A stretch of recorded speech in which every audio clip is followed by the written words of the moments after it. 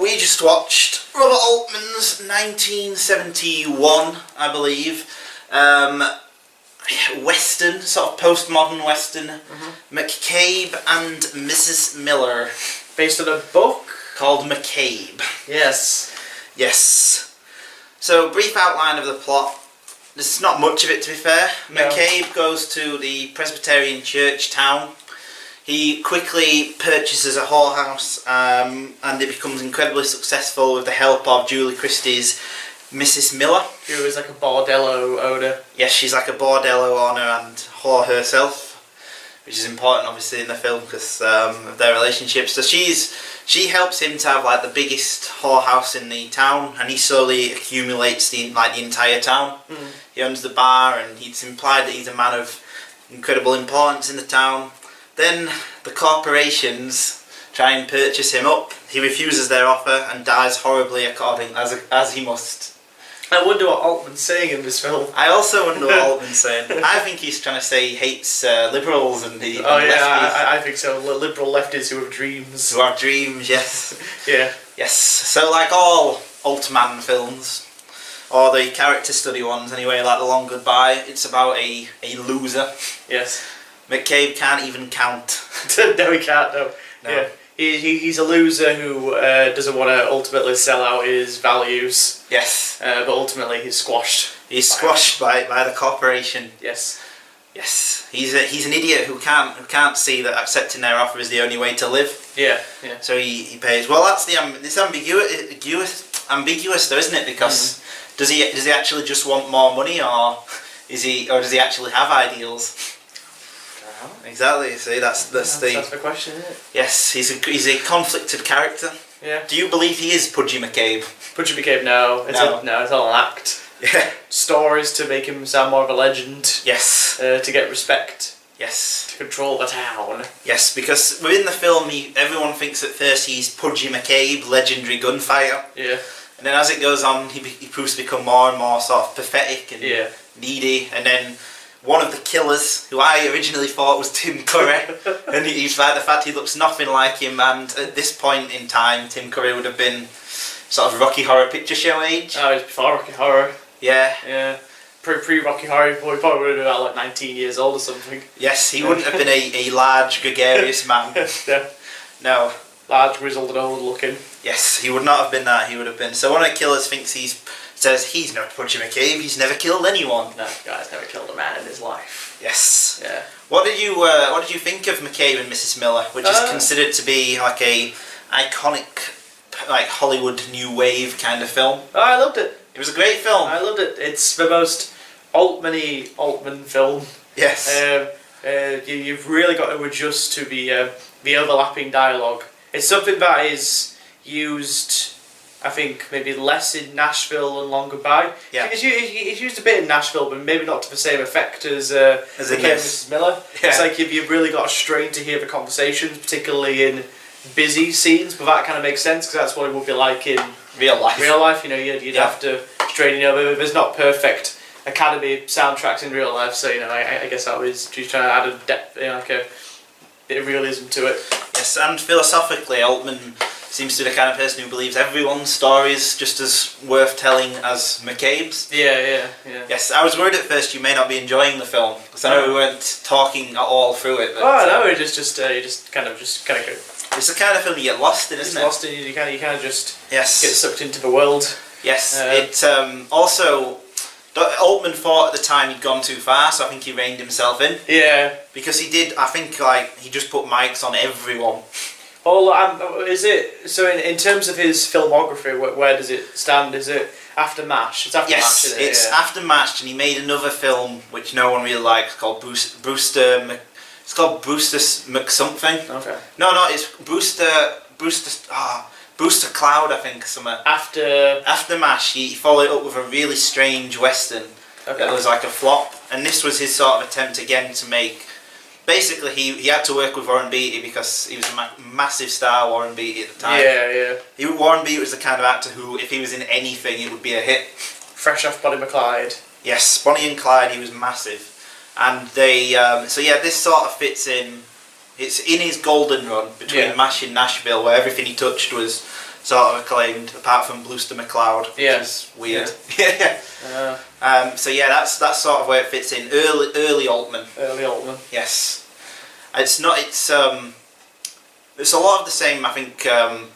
The thing. Did you notice how like the cinematography was incredibly nice? No, it was lovely. Yeah. It looked amazing, didn't it? The you know, we were watching all because obviously by the time this video goes up, the other videos won't be going up yet. But we're going through all of Deadwood.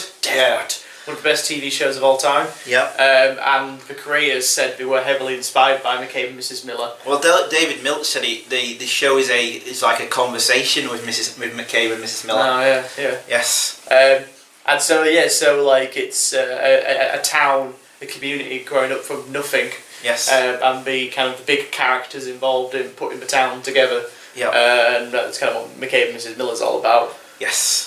Well, they're very similar films, like very similar things, because like McCabe, I think, is supposed to be sort of an Al sort of character. I think he is, because he owns a saloon and like he acts like he's like a big boss. Oh, only thing is, Al is the real thing. Yes, McCabe is more. He's more pitiful, really. Oh, he's a bit of an idiot, isn't he? Yes. He's a bit of a loser.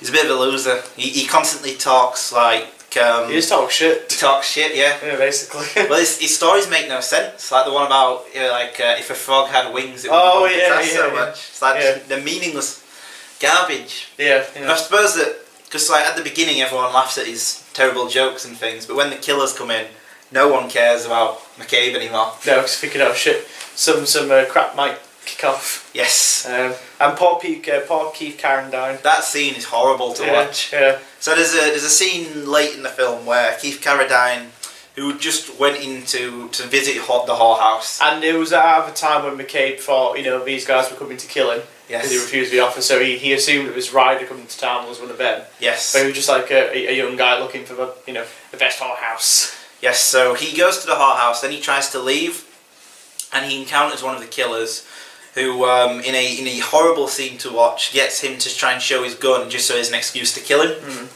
That's hard to. It's hard to watch, especially a second time when you know what's coming. Yeah.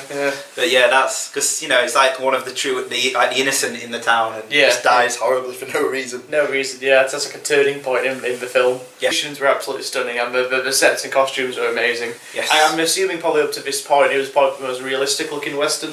I imagine it definitely would have been, yes. You compare it to something like a John Wayne film, everything looks so clean and nice, and this place looks dirty and grimy and horrible. Yes. Well, this is, as I was saying, I think I've told you this before, but what they actually did was they built the town up as they went along. Oh, yeah. So, like, the early scenes would have been shot first, and they would have just built the town around. I think it's on this documentary that's on here, I think I've seen it, and they built everything just around them. So the people that are building like the stuff are actual just builders dressed in period costumes. Yeah. Well, he just shot around it. Oh, that's quite cool. And I imagine, knowing Altman's style, he would have also the film includes a lot of like vignette kind of stuff. Like there's a bit where the guy's dancing on the ice. Oh yeah. There's loads of bits in the whorehouse where people are just doing sort of standard things, like looking in the next room for a hole and. Yeah, I imagine he would have just said like improvise loads of stuff and then we'll edit it around the main story and get a better feel for the place. Yes, even this film's also good to contrast with like a lot of other westerns at the time that were sort of like seen as revolutionary. Like if you consider this to like the Wild Bunch. Oh yeah. Or the Sergio Leone films. Yes. It's completely different even to them. Well, like in something like Sergio Leone, the stories are operatic. Yeah. And huge. Sergio Leone described them as fairy tales for adults. Yeah. Basically, the mythical character as well. There's nothing mythical or terribly epic about McCabe and Mrs. Miller. It's all really kind of small scale. Yes. Compared to a film like that. Yeah, no romanticism at all. It's just he goes to a town, can't broker a deal, and dies. Yeah, basically. There's never really at about the hour point. I think you can tell he's gonna die. Yeah. Yeah. As soon as he turns down pretty much the first offer, it's fairly obvious that he has to die. Could it be all about the death of the hippie dream? Yes. Well, it's clearly all about sort of the death of small businesses at capitalism and that kind of thing. But there's still I think some kind of hope at the end, like the way that. I think you're meant to contrast the fact that McCabe is too stupid to enlist any kind of help or run away or do any kind of logical thing. He thinks that he can live up to being Pudgy McCoy.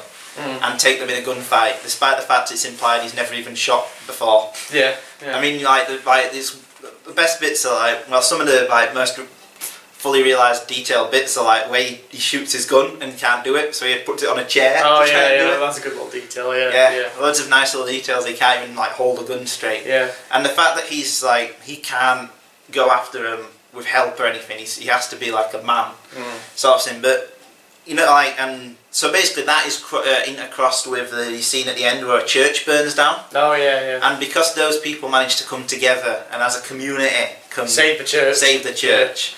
That's sort of, I suppose, meant to contrast the fact that McCabe dies alone. Yeah. So like, yeah, spoiler for the film, but he dies alone in the yeah. Yes, he dies alone in the snow. The last, the semi-last, like second to last shot. So like just him with his head down in the snow, dead. Yeah. Yes, but I think he's more trying to say about, you know, if you go alone and you're not going to get anywhere. No, you're not. No, you've yes. got to work as one community to get together. Which is the same message as Deadwood.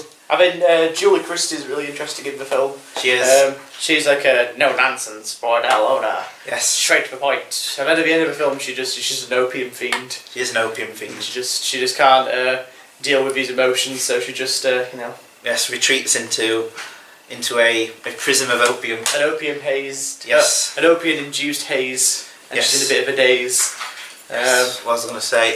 Do you think McCabe and Mrs. Miller had any kind of romance? Not really. No. I think obviously he liked her, but I just don't think there's any kind of reciprocation there. Well, it's more like the scene where McCabe starts to get undressed, like, you know, like a couple kind of thing, and she's like, and he has to pay his money. Yes. And puts in. She's more like supporting it, but she's probably doing it just because she knows he can get quite a lot of money from him. Yes. He's a sad, lonely person. Yes, well I suppose that's another point that the film's trying to bring up about sort of the fact that they are a business relationship. Yeah, ultimately. Yes, I would say this is probably the most cynical Robert Altman film. Probably, yeah. Like, contrast this with like The Long Goodbye, which is Nashville. Or Nashville. Nashville especially is like much more warm. But like The Long Goodbye is a film about a loser. Yeah. Who goes around like encountering different people, but it's so much warmer and. He's like a charming loser. Yes, unlike Warren Beatty in this, who... He's just a bit... And do you find him likeable at all? Or? Not really, I never really... Yes. Connected to his character. I was like, yeah, you beat those guys. I was more like, kind of had it coming. Yeah, it's fairly tragic, I suppose,